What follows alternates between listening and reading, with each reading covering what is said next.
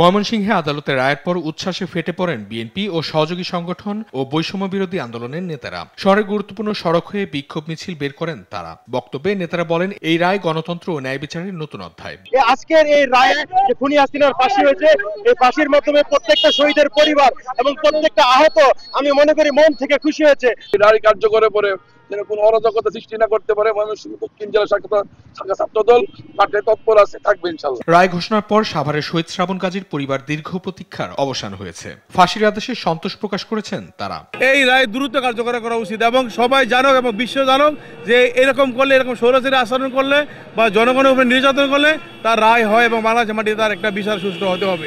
আমরা সন্তুষ্ট এবং এই রায়টা যেন অতি দ্রুত কার্যকর করা হয়।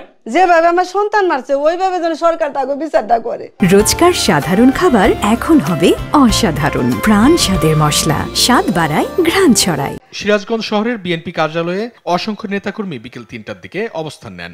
রায় দ্রুত কার্যকরের জন্য দেশব্যাপী আন্দোলন গড়ে তোলার আহ্বান জানান তারা। এই রায়ে অবশ্যই আমরা সন্তুষ্ট, কিন্তু আমরা এই সরকারের কাছে দাবি জানাচ্ছি শেখ হাসিনাকে দ্রুত সময়ে, সে যেহেতু দেশের বাইরে পলাতক রয়েছে, শেখ হাসিনাকে দ্রুত সময়ে দেশে নিয়ে এসে তার এই রায়কে বাস্তবায়ন করার জন্য আজকে আমরা খুব আনন্দিত। বিশেষ করে যে তার ফাঁসি রায় কার্যকর করার জন্য আমি সরকারকে অনুরোধ করব।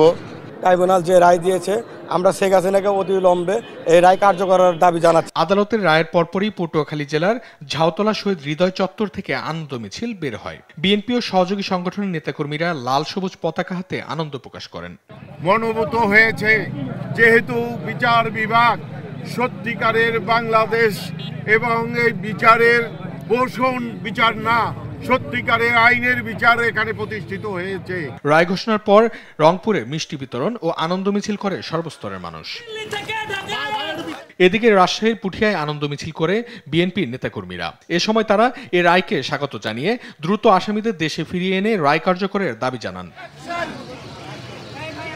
রায় পেয়ে উচ্ছ্বাসিত সাধারণ জনগণ এখন দ্রুত এই রায় কার্যকরের দাবি করছেন। অঙ্কন চৌধুরী, নিউজ ডেস্ক, দেশ টিভি।